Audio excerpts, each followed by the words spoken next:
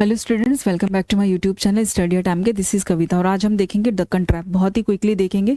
चलिए स्टार्ट करते हैं। देखिए क्या होता है दक्कन ट्रैप। दक्कन ट्रैप की बात करें तो हम देखते हैं, पहले इसके अर्थ को समझ लेते हैं, यानी कि मीनिंग क्या है।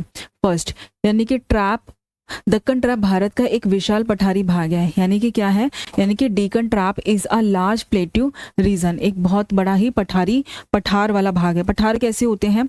जो ऊपर से फ्लैट होते हैं। कैसे होते हैं? जो ऊपर से फ्लैट होते हैं, ठीक है, मेज की तरह। अगर दूसरा बात करें इसका निर्माण कैसे हुआ, तो हम देखते हैं इसका निर्माण प्राचीन ज्वालामुखी विस्फोटों से निकले गए लावा से, यानी कि जो पहले जो ज्वालामुखी फटते थे उससे जो लावा निकलता था, फिर लावा निकलकर बाहर जो ठंडा हो जाता था, इसकी वजह से It was formed by the solidification of a lava from the ancient volcanic eruption। तो जो पुराने टाइम में वैल्कोनिक इरप्शन हुआ करते थे, इस वजह से इनका निर्माण हुआ है।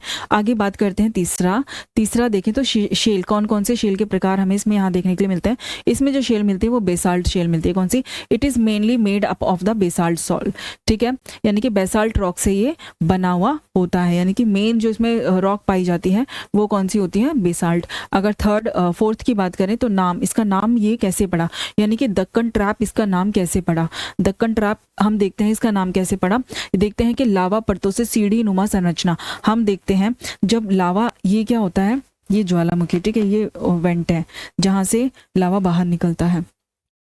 तो हम देखेंगे ऐसे ऐसे एक के ऊपर एक, एक के ऊपर एक, एक के ऊपर ऐसे जो परतें होती हैं ये बनती चली जाती हैं, है ना। ये परतें जो हैं वो बनती चली जाती हैं, तो सीढ़ी नुमा संरचना बनी, इसलिए इन्हें ट्रैप कहा गया। क्या कहा गया? ट्रैप कहा गया। अगेन मैं आपको बताती हूँ, जैसे कि ये ज्वालामुखी है, ठीक है, आप यहाँ देखोगे ये ज्वालामुखी है। अब इसमें क्या हुआ, ऐसे करके यहाँ से लावा बाहर निकला, ठंडा हो गया, फिर लावा निकला, ठंडा हो गया, फिर लावा निकला, ठंडा हो गया। तो इस तरह से ये क्या हुआ, एक ट्रैप बन गया, एक सीढ़ी बन गई ना, एक सीढ़ी नुमा संरचना बनकर हमारे सामने आती है, जिसको क्या कहा जाता है? ट्रैप कहा जाता है। क्या कहा जाता है? Trap. The step like structure of lava layers gives it a name trap, ठीक है, यानी कि इस तरह से सीढ़ी नुमा एक स्ट्रक्चर बन जाता है, जिस वजह से इसको क्या कहा जाता है? ट्रैप कहा जाता है। क्लियर है? आगे देखते हैं मृदा, कि यहाँ पे कौन सी मृदा जो है वो हमें देखने को मिलती है। देखते हैं, लावा परतों से सीढ़ी नुमा, ये हो गया मृदा। यहाँ काली मिट्टी, कैसी मिट्टी? जिसको रेगर मिट्टी भी कहते हैं। कौन सी मिट्टी मिलती है? काली मिट्टी मिलती है, बहुत ज्यादा इंपॉर्टेंट है। ब्लैक सॉइल, कौन सी सॉइल? ब्लैक सॉइल यहाँ पे देखने को मिलते हैं, जिसको रेगर सॉइल भी कहा जाता है। Is founded here. क्लियर है? ये यहाँ पे मिलती है। दूसरा, अगर हम बात करें कृषि का महत्व कैसे है, यानी कि इस टाइप की जो सॉइल है उसमें क्या ग्रो किया जा सकता है। अगर हम देखें ये क्षेत्र कपास के लिए, किसके लिए? कपास की खेती के लिए। This reason is ideal for the cotton, किसके लिए? कॉटन के लिए बहुत ज्यादा इंपॉर्टेंट ये जो रीजन है वो माना गया है। अब इसका विस्तार देखते हैं कि ये कहाँ तक फैला हुआ है। ये देखते हैं हम, ये महाराष्ट्र में है, मध्य प्रदेश में है, गुजरात में है और छत्तीसगढ़ में कुछ इसका पार्ट जो है वो देखने को मिलता है।